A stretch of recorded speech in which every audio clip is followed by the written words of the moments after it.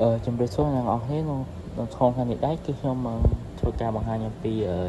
hardware monitor នៅក្នុង Linux ដែលនៅក្នុងនេះដែរគឺខ្ញុំនឹងធ្វើការសរសេរទៅធ្វើការ login បន្តិចបន្តួចដែលនោះគឺមាន hostname យើងមាន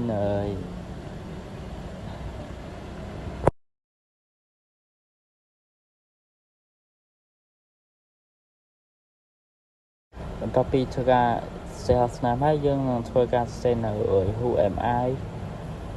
បន្តមកទៀតគឺយើងនឹងធ្វើការសរសេរ pwd ហើយបន្តមកទៀតយើងនឹងធ្វើការបង្កើតនៅ file មួយដែលយើងប្រើ touch ដែលឈ្មោះថា long.txt បន្ទាប់ពីយើងបង្កើត file ហើយយើងធ្វើការ list មើលថាយើងបានបង្កើតបានឬក៏អត់ឥឡូវនេះយើងឃើញហើយគឺយើងមាន file មួយដែលឈ្មោះថា long.txt ហ្នឹង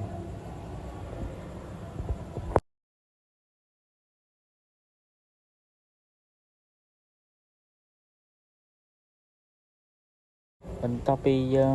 បានបង្កើត file ហើយយើងនឹងធ្វើការសរសេរនៅ nano ដែលក្នុងនេះដែរ nano នេះដែរគឺយើងប្រើសម្រាប់ក្នុងការសរសេរtext នៅក្នុង file របស់យើងដែលនៅក្នុងនេះដែរគឺយើង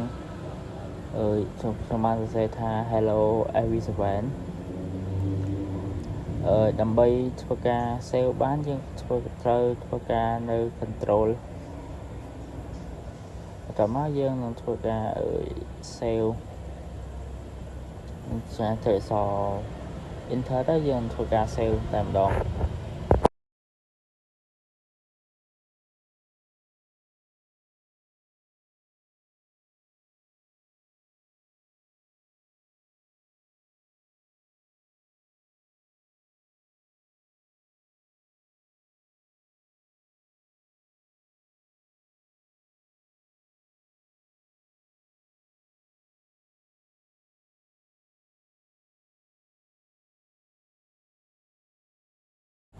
បន្ទាប់ពីយើងធ្វើការបង្កើត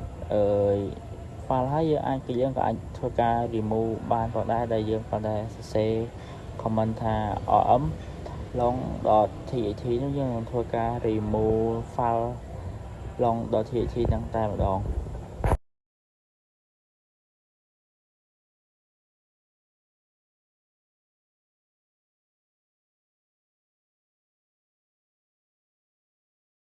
ឥឡូវនេះយើងនឹងធ្វើការចូលនៅ file ដែលយើងបានលុបហ្នឹងតែវានឹងឃើញទៀតអត់ហ្នឹងឥឡូវនេះយើង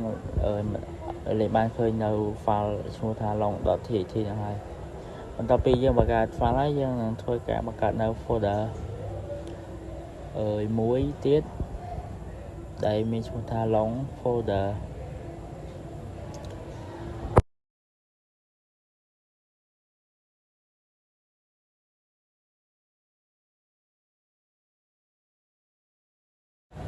ឥឡូវយើងធ្វើការបង្កើត folder បានហើយយើងនឹងធ្វើការ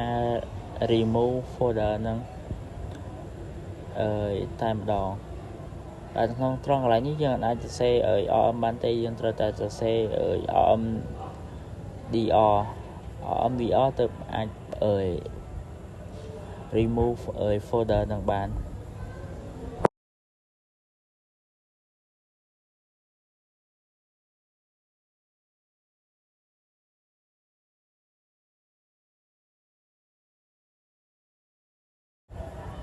បាទ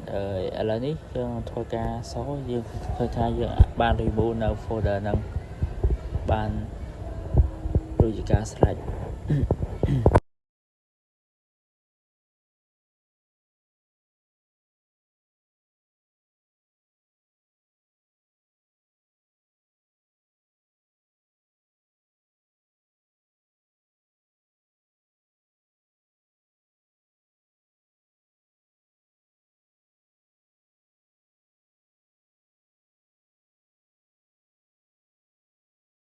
បន្ទាប់ពីយើងបង្កើត folder ហើយយើងនឹងធ្វើការនៅ check ទៅលើ hardware របស់យើងម្ដងតែក្នុងនោះគឺយើងវាយ comment ថា top នោះយើងនឹងឃើញ មាន hardware ដូចជាមាន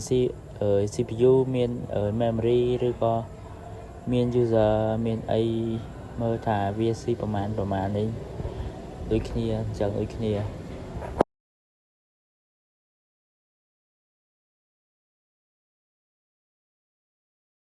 នៅត្រង់កន្លែងហ្នឹងយើងអាចយើងបើយើងអត់ចង់comment អី top ឬក៏អាចយើង comment top ក៏បានដែរវាក៏ចេញដូចគ្នាដែរគ្រាន់ថា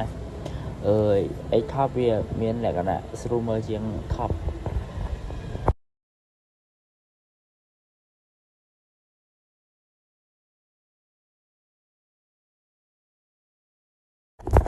បន្តមកទៀតយើងធ្វើការវាយ comment នៅ df.h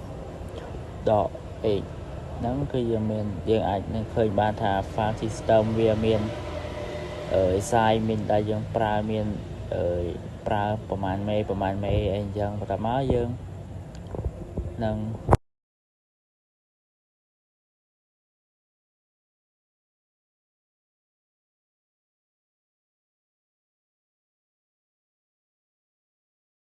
ធ្វើការវាយនៅ comment ថា free.h ក្នុង comment free.h នេះយើងអាចឃើញថាយើងអាចវាថាវាគណនាបានចំណែកឯបើយើងខ្វល់ comment ថា free នោះវាយើងនឹងឃើញថាមានលេខជាច្រើនតែវាអត់តាន់កូដឲ្យយើងឲ្យស្រេចនោះទេ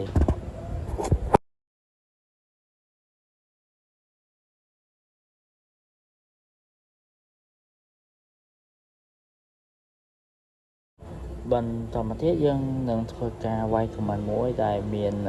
ls blk នេះដែលយើងអាចបង្ហាញឲ្យសូនៅ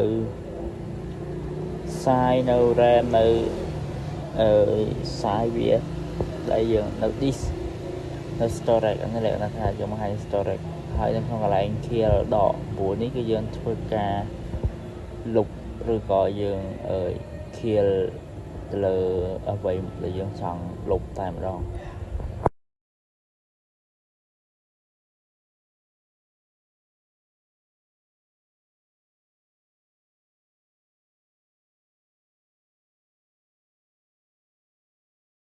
ដោយនៅត្រង់កន្លែងនេះគឺខ្ញុំធ្វើការចង់ kill ទៅលើ root 20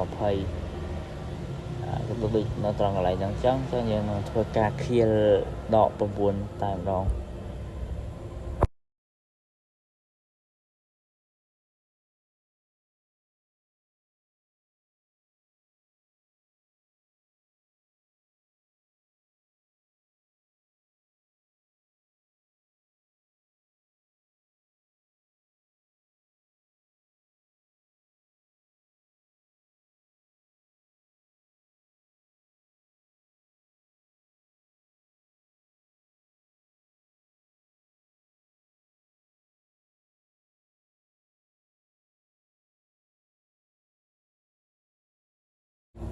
ឥឡូវនៅពេលដែលយើង kill បានហើយនោះ